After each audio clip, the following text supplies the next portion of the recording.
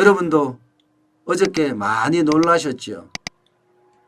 기생충이라는 영화, 봉준호 감독이라는 영화 감독이 세계적인 영화제죠.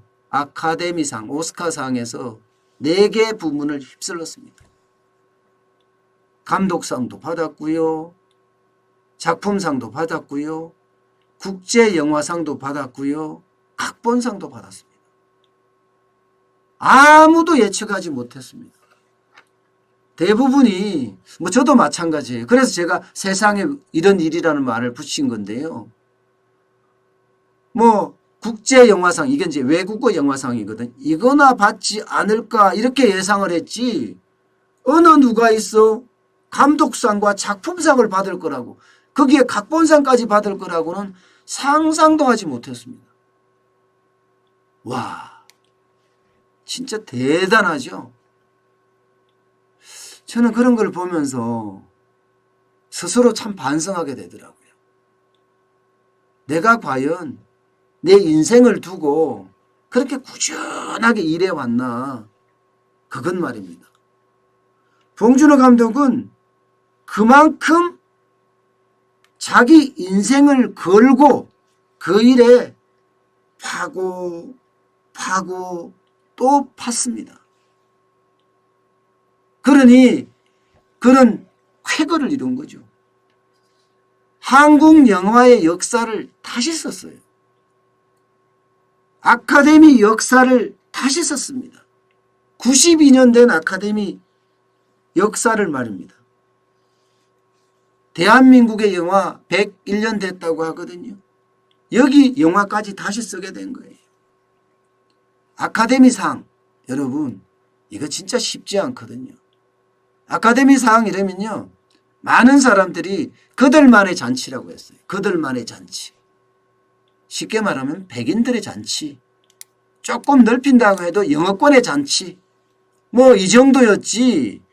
이게 유색인종에게, 제가 이런 표현을 써도 될지 모르지만, 이렇게 문을 열었다는 거는요, 그것도 또 놀라운 일이에요. 그것도. 지금까지 비영어권 영화가 아카데미에 올라간 게 10개가 안 됩니다. 10개가. 그 정도로 폐쇄적이에요. 그런데 그 경계를 허물고 봉준호 감독의 기생충이 아카데미 역사를 새로 썼다고 이야기할 수 있을 만하거든요. 10개도 안 되는데 감독상, 그죠? 작품상, 국제영화상, 각본상까지 받았으니까 말입니다. 사실 봉준호 감독은요, 이 인터뷰, 그러니까 아카데미상 전에 인터뷰할 때 그런 이야기 했어요. 아니, 아카데미상이 무슨 세계적인 상이냐, 지역상, 로컬상이지. 그 정도로 나름 뭐라 그럴까, 일침을 줬다 할까요? 그랬었어요. 그런데 아카데미가 그 문을 깨고 봉준호 감독의 기생충에 대해서 큰 평가를 한 겁니다. 사실 대한민국은요, 봉준호 감독이 그렇게 노력했듯이, 인생을 걸고 노력했듯이 대한민국 영화도 101년 동안 꾸준히 노력하고 발전을 했습니다. 많은 실패와 좌절도 있었죠. 한국 영화가 아카데미상의 문을 두드린 것, 이러면 1962년에 신상욱 감독의 사랑방 손님과 어머니예요. 당연히 노크만 했죠. 그 이후로도 노크 많이 해요. 수상 못합니다. 후보 지명도 안 돼요. 후보 지명도. 그러니까 62년 이후로 58년 만에 쾌거? 아마 그렇게 이야기할 수 있을 것 같습니다. 여기에다가 칸 영화제에서 황금 종려상 받았죠. 아카데미 작품상 동시에 받았죠. 이거는 64년만이 아니라 그야말로 대한민국 역사의 쾌거입니다. 쾌거. 아시아에서 받은 사람도 있습니다. 대만의 이양 감독. 예. 거기에서 봉준호 감독이 2번째고요. 각본상은 첫 번째입니다. 각본상은 첫 번째. 참 대한민국의 문화 콘텐츠 이 정도인가 싶을 정도로 대단하죠. 여기에는요, 여러분 CJ의 역할이 굉장히 컸습니다. 문화사업 한다는 CJ가 지금 몇 년이에요? 거의 25년 동안 꾸준히 계속 밀어붙였잖아요. CJ가 1995년인가요?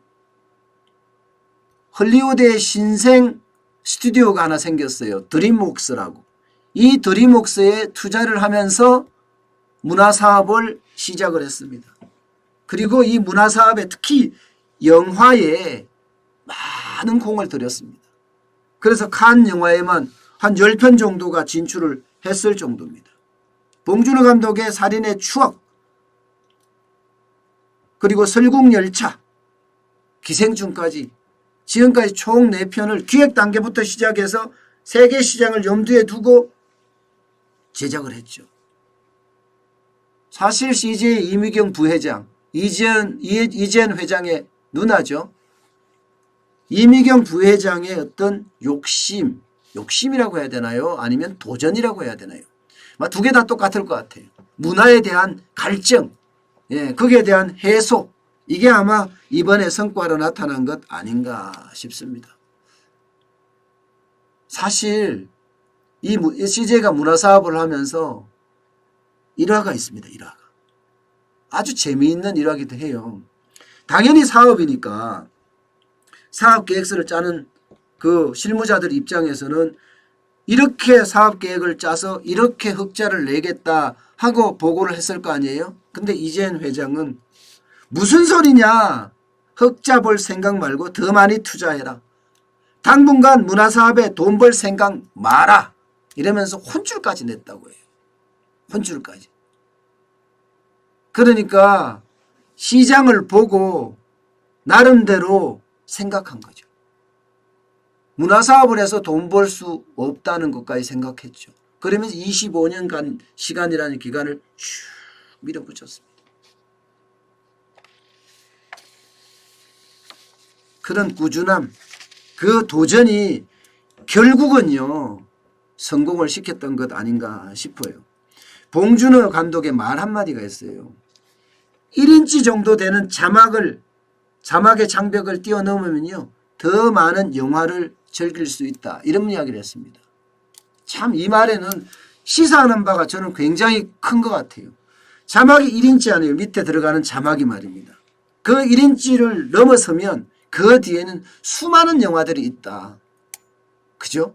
해석하기에 따라서 굉장히 다르지만 영어는 자막을 안 달아도 되잖아요. 그죠? 한국어로 만든 영화는 영어 자막을 달아야 될 거 아니에요.